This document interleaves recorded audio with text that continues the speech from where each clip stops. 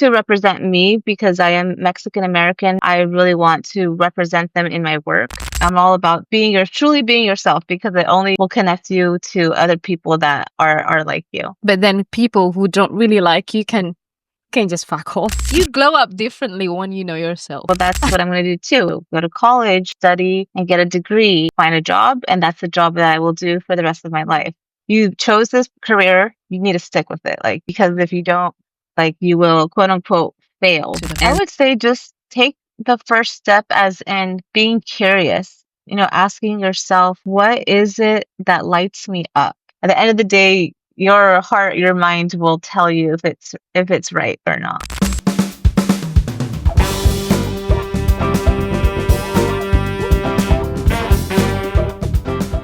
Hi, welcome back to Bold Moves, the podcast where we empower women to be bold, be brave, and be you. I'm Ayu, your host, and today's guest speaker is just very authentic. She is a copywriter, ethical copywriter, and the conversation that we have today about growth mindset, we talked also about her transition from 9 to 5 to become a full business owner. I love it. So let's just welcome her. Mayra. Hi, thank you so much for taking time today to sit with me and have a conversation with me. I really appreciate it. How are you today?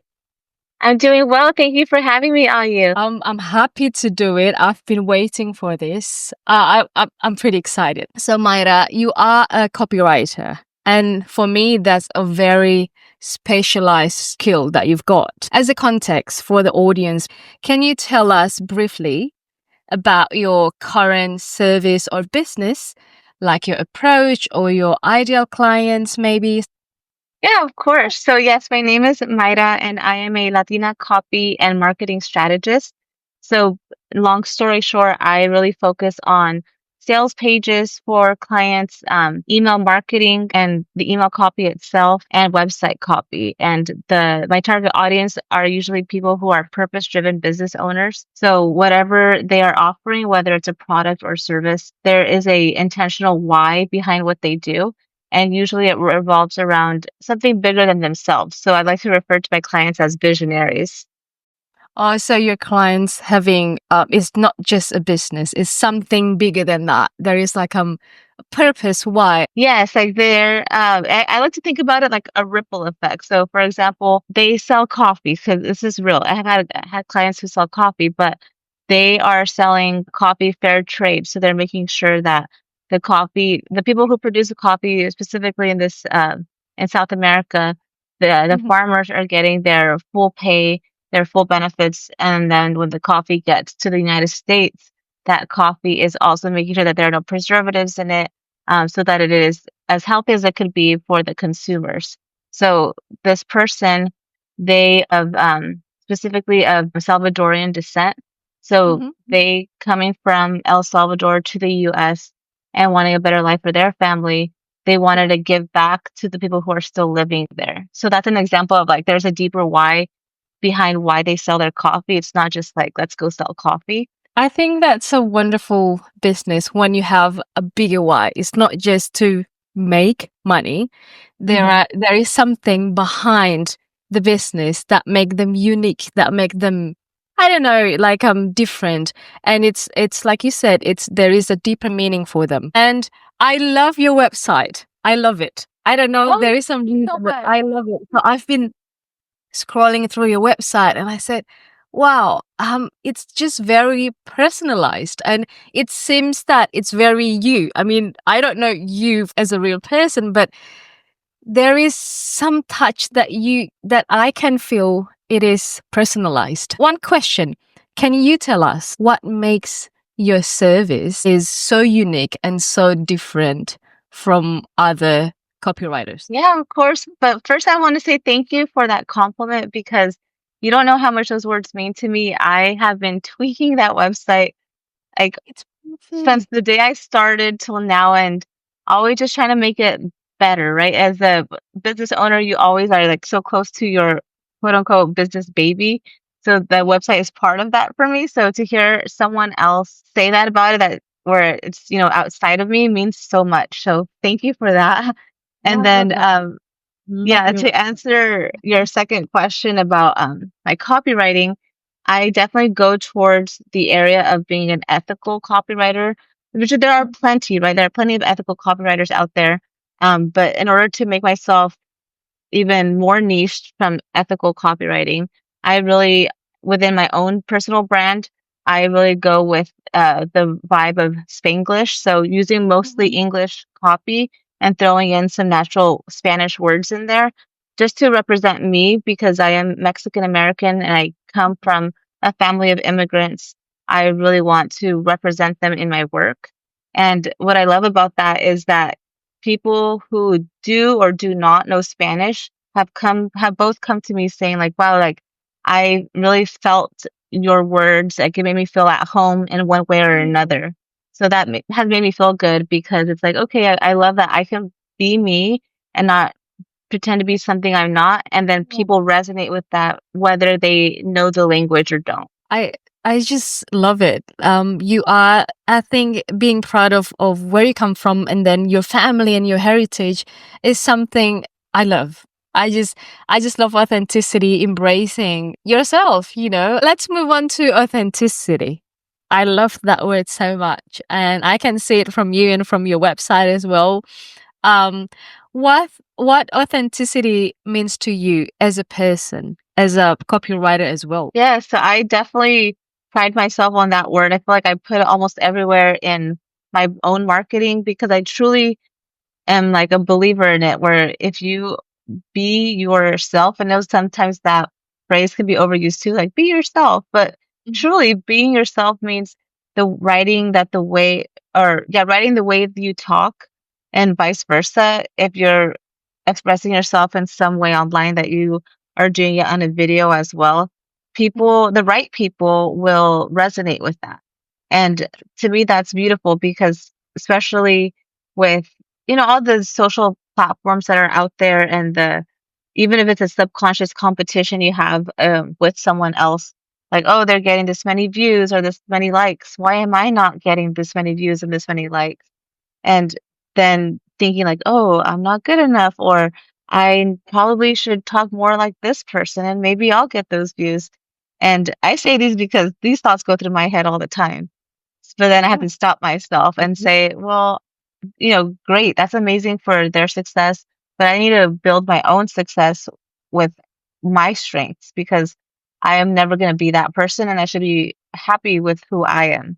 So I feel that once I've started that from day one with my business, it took a while, right, to get an audience, but I kept at it because I'm like, I can't fake it. I have to be me, and the right people will come. And I feel like, that has only helped me because the people who have utilized my services are people who with similar visions, with a similar path and what they want with the world.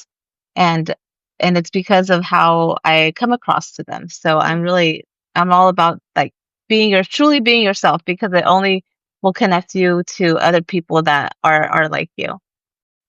So you're attracting the right people right now because you're being you. That's what I heard. If you, be yourself, you will attract people who love you because you're being you. But then people who don't really like you can just fuck off. You can just But and go. there's somebody for everyone. That's why I don't want to make it sound like, oh, like in a negative light. It's just like if Uh-huh. someone came to my page, they're like, oh, cool person, but I don't want to work with her. Like no hard feelings. There's Mhm. tons of copywriters out there and one that will fit your vibe. Yeah, and I think the word kind of like authenticity came to me a bit late because I I I didn't really understand myself before. I didn't really know myself before in my 20s, right? It was just like confused. Um and I'm Indonesian. I moved to Australia when I was 20, 20, I think 21. And then I'm just confused who I am because it's such a different culture. You understand? Like I'm an Asian, I'm Indonesian, and I lived in Australia, and then which I get confused about who I am. And sometimes there were times when I was not proud of who I am because of my skin color, because of how do I look, and my name. No one can pronounce my name in there. Of course, you feel something, but then I started to work on myself. I started to get to know you better, and that's when you can understand. Move on to authenticity. Oh, I am actually this. I am actually that. That's why when you say you are so proud as a Latina, I love that energy, being proud of your own skin, of who you are, and that is very rare. Like, not many. Yes, a lot of people have that, but not many. Like, you can see around you or in this world right now. That's when I think I have to love myself more, and this is me. That is when authenticity becomes like, you glow up differently when you know yourself.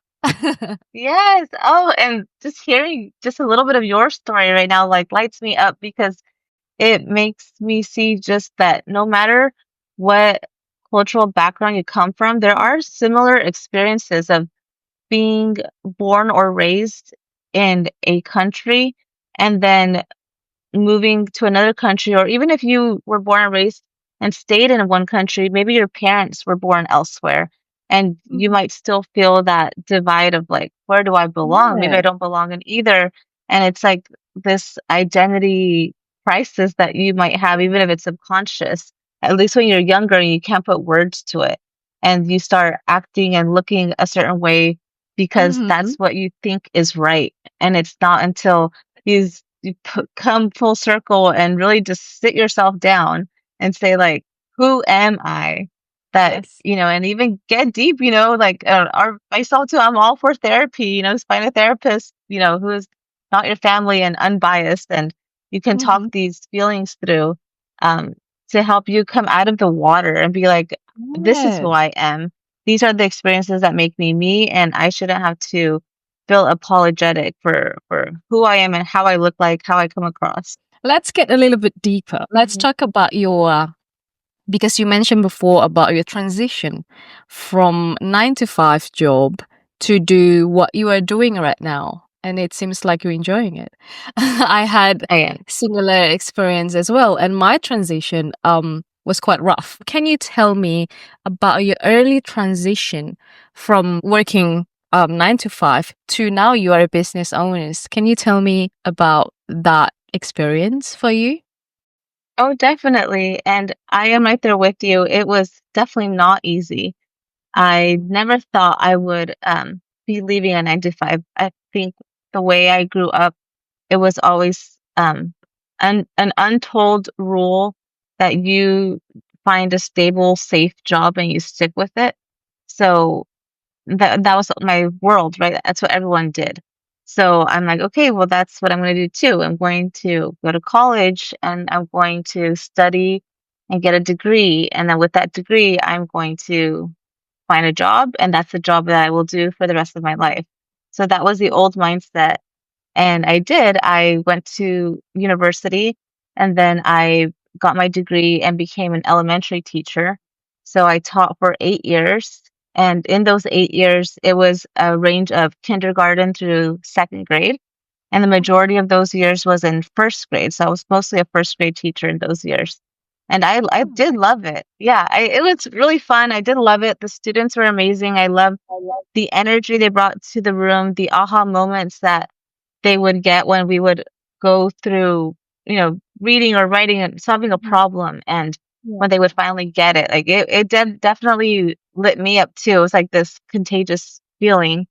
But over time, it started to become a lot with just life, this education system, the lack of support for teachers, and being in the United States.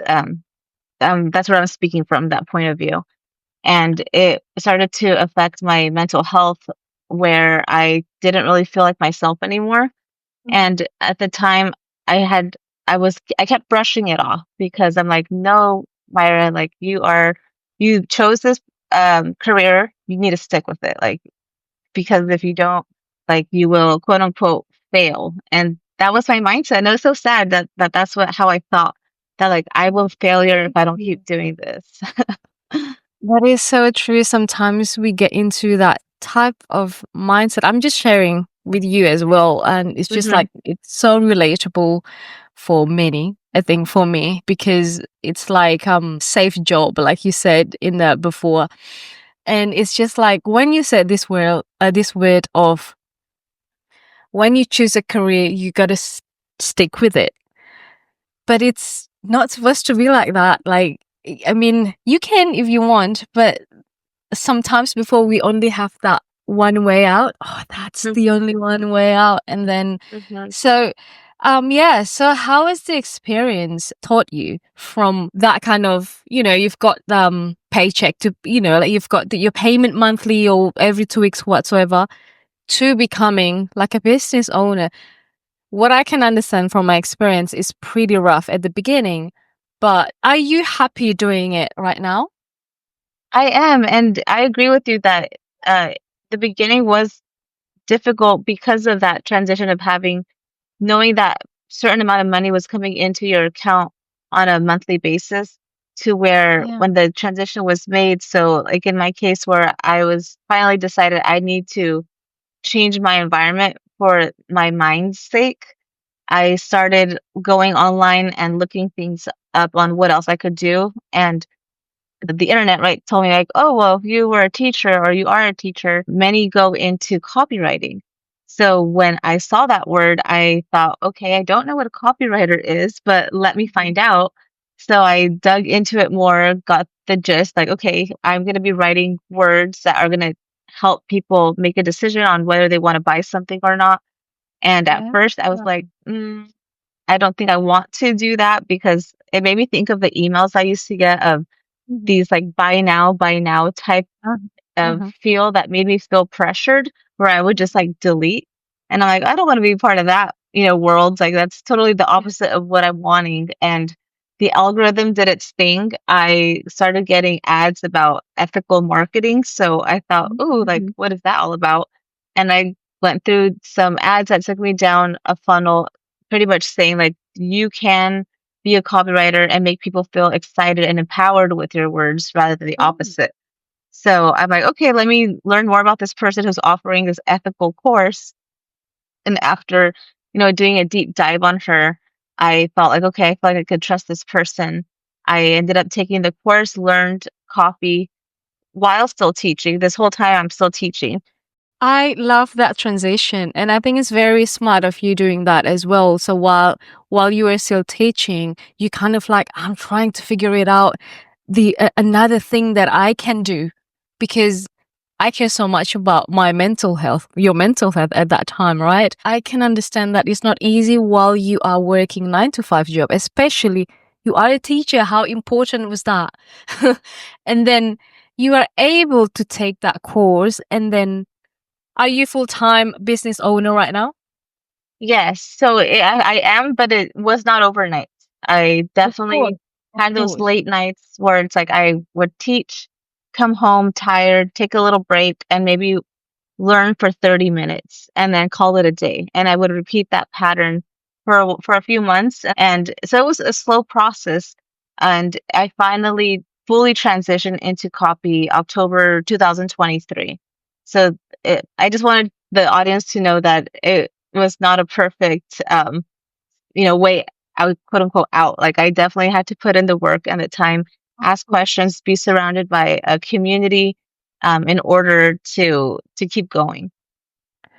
That's a wonderful story. I love that part of you as well. And because I know how difficult, how challenging that time can be, did it lead you to personal growth while you're doing this transition? Did it lead you to kind of like know more about yourself, like self-development kind of thing? Is it Oh, related for you? oh, 100%. And I still feel that to this day because there are days where and they're not perfect days, we're human and life is happening. So even in those moments where now as a full-time business owner, I still have some nights where I feel really stressed or for whatever reason, but I do feel that my mindset has grown where like in the past, if something was not going my way, it would be like shut down, cry, and not let the world in. Versus now, if something is not going my way, it's not like it's a good feeling, right? I'm human. I don't like the feeling. But now it's like I can take a moment and let me feel that. And then after that moment, say, okay, well, what do I need to do in order to get out of where I'm at in order to get to where I want? And I feel like I didn't have that second step in my mind a few years ago. Wow, that's amazing how it actually happens to me as well. So a transition from a job, 9 to 5, and moving um That's right. from Australia to Bali. Everything was settled before. So yes, it's stressful. Yes, it was not.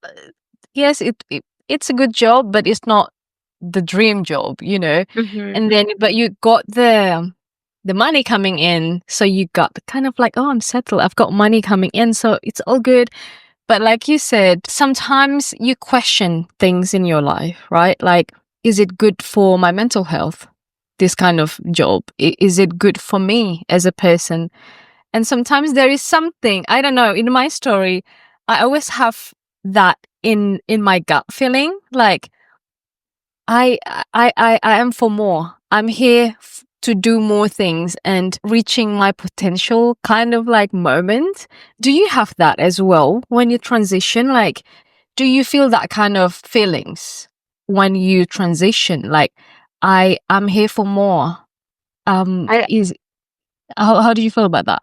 y- no, you took the words right out of my mouth because those were the exact thoughts that I was having at the end of my teaching career. And I think when I look back now, it's like I totally agree. I will forever be grateful to educators, being in that spot for a moment in my life myself. But there's gaps in everything, right? And looking back, it's like, I know that I want to have a life where I don't need to worry about money. Like, I don't need to be the richest person in the world, but I don't want to be counting pennies. I know that I want to grow a family in the future. Like, I don't have children, but I do Yeah. want them in the future, and they cost money. Groceries, gas, like all these things where I'm Definitely. like, I cannot do this off of a teacher's salary, and I'm also like suffering mentally, I need something else to work.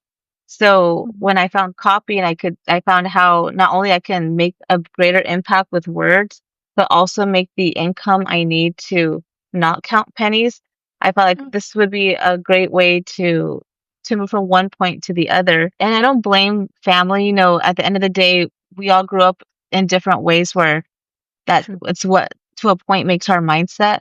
When I would voice about, oh, I'm not happy with what I'm doing and I want to do something else, but I also don't want to feel burnt out.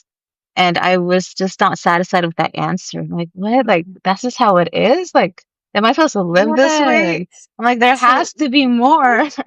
yeah, the one question for me, is this it then? Like, so the next 35 years, I'm going to do this every day all over again? I mean, everyone has their own opinion. Everyone has their own take on this kind of like safe job that you said before, right? Our question about if is this it is kind of like us being aware.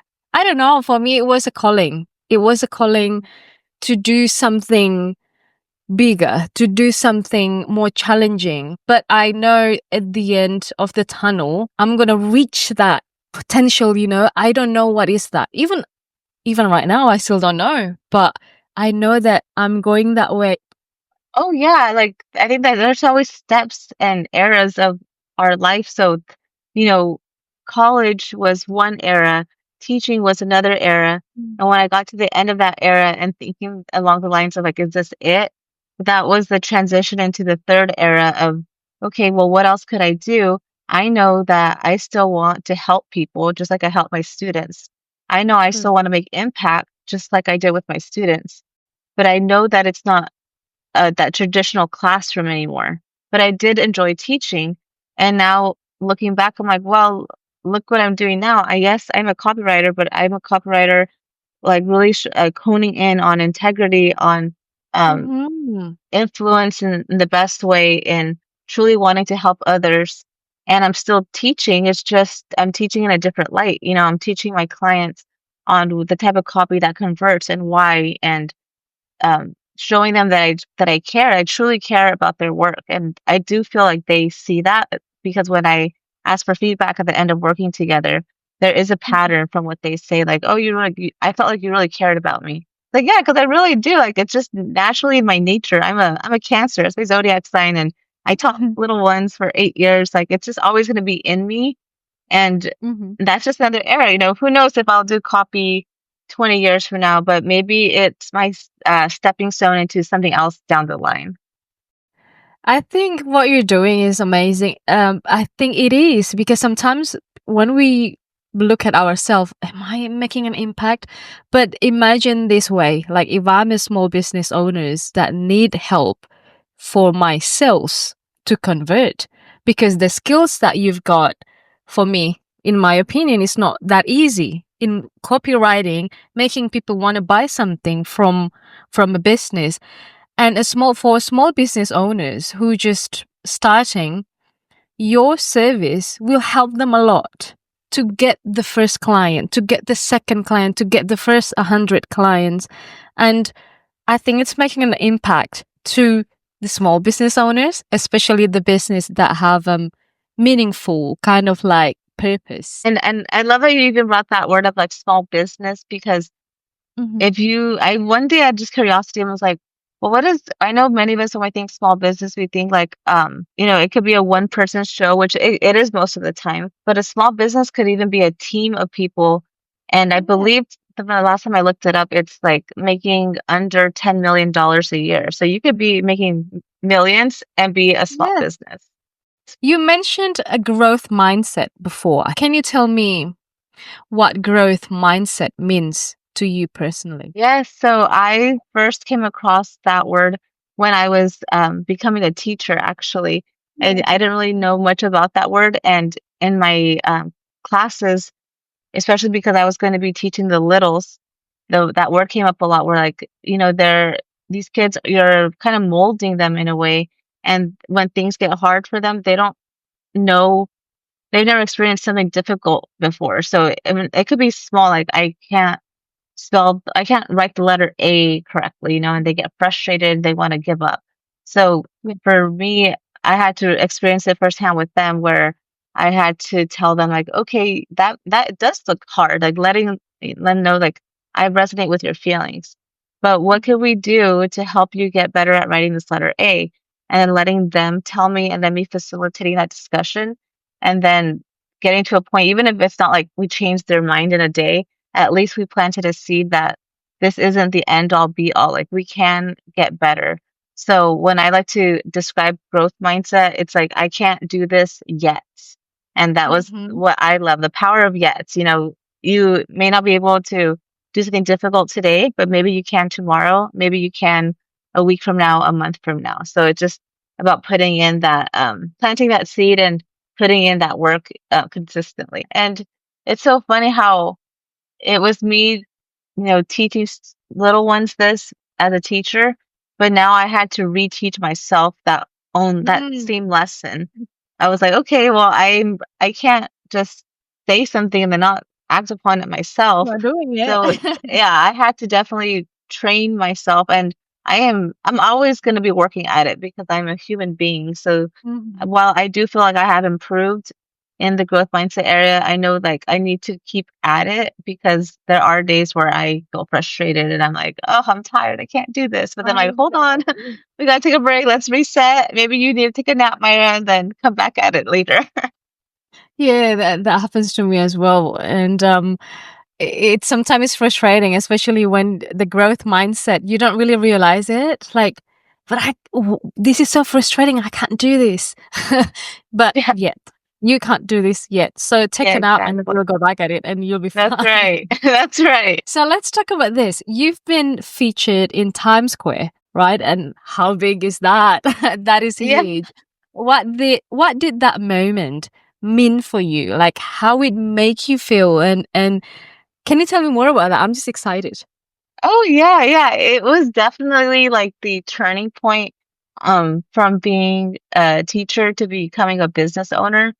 once I fully got into copywriting, that first month, it was exciting, but it was also nerve-wracking. Like, oh my goodness, I actually did this. Now what? So I felt like I needed some type of like support, even with copywriters or not, just other business owners, where I had could feel like I had someone to lean on.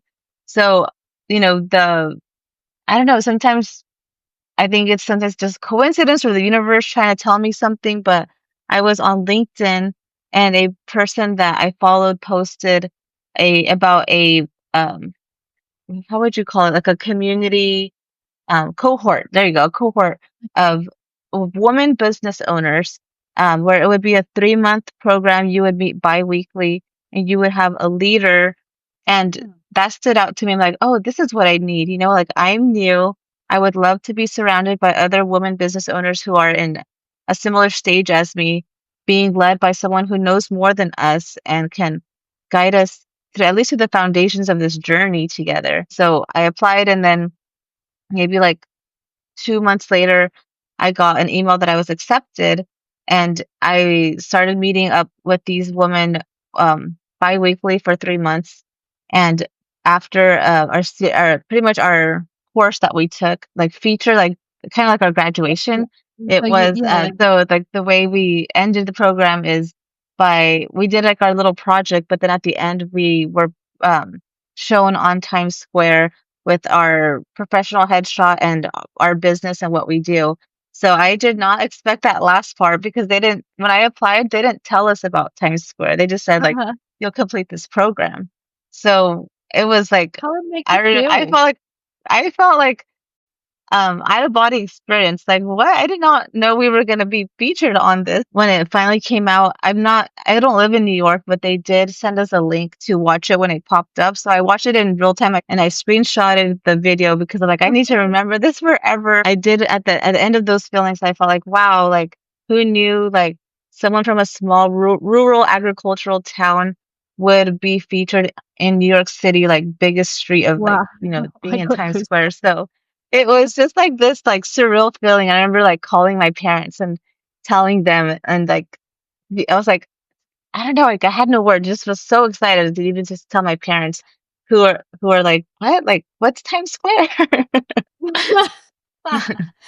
It's something huge. So, Mhm. look, before we finishing up, right? I always ask this kind of question to my guest, and I always love this part. So, if you could leave our listeners who are wanting to take that leap, but still scared, like you did before, you were unsure, you were struggling, what are you going to say to these people? You got out, but they are still taking the time to, should I do it? Should I not do it? What would you say to them? I would say just take the first step as in being curious, asking yourself, what is it that lights me up? And allowing yourself to like ponder on that question and see if the answer is like vague, like helping people, it's like great. What is it about helping people that lights you up? Like kind of getting deeper within your own responses to where maybe it gets to a specific niche of I would really love to be like a business consultant, because of XYZ. This is my why. Then from there, then now that you have like a generic phrase, then starting to find people in your circle who you may know or are business consultants and start asking them questions about what they like, about what they do, and how did they get to where they are. And then having those type of responses to kind of guide you in Mhm. taking maybe a course that can help you get those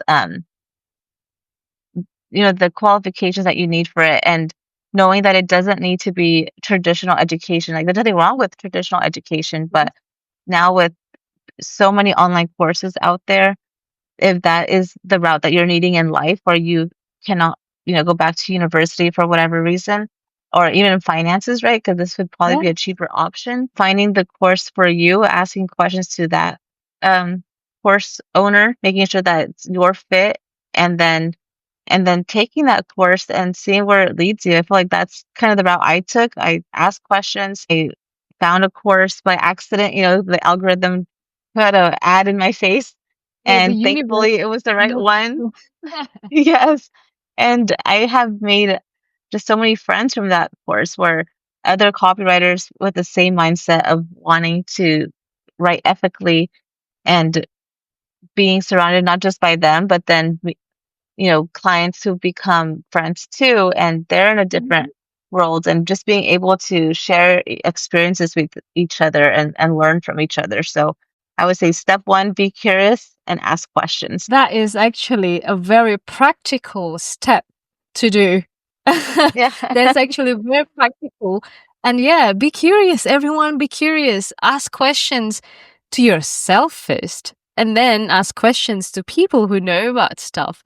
That is one actionable step they can do actually today. After they're listening to this, right? They can start, oh my God, I have to ask myself this question and find the people.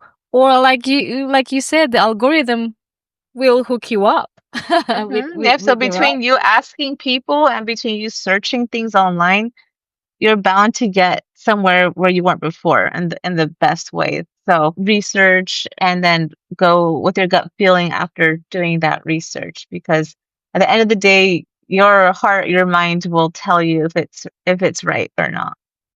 Yeah, and then the new people that we came across, I was just like, wow, how, because you're just curious. You come across this kind of, I come across, we cross path. I didn't know how, threads probably, but we cross path. Imagine I'm in Bali, you're in where? I don't remember where you are right now. San Diego, California. San Diego. Look, the Yeah. opposite side of the world. Yeah. We are talking, we're having conversation. It's like we we we're building relationship as a friends, like and I love that. The new people that coming into our life because we take the step to be us, to the people that I met are just incredible, and you one of them as well. So thank you so much for today. What an insight. Thank you so much for sharing about growth mindset, for sharing about your transition from 9 to 5 to being a business owner. And I really like your business kind of like I just love it. It's very authentic. It comes across to me. It's very ethical as well. I love that. And you should be proud of yourself. Thank you, Ayu. And I completely agree with you. Like, who would have thought getting on threads? I mean, going back to authenticity, right? We were being ourselves on threads that allowed us to come up and cross paths with one another. And, it's 3 p.m. for me, 6 a.m. for you, and we are having a conversation. Like, it's just mind blowing in the best ways. That's the good of the internet. And I'm so thankful for that. And it was a good conversation as well. It's not just like Hmm. it made my day. And look, normally at 6 a.m., I'm not gonna be this excited. Yeah. But today I was like 5 a.m., wake up and then have a little bit of breakfast and then there you go, get ready. And then here we are, talking a lot about beautiful things, very insightful, very inspiring, and you're inspired, you are inspiring. I love your transition. I love your mindset about growth mindset as well. And yeah, thank you so much, Mayra, for today. Yes. Thank you, Ayu. I appreciate you. Thank you so much.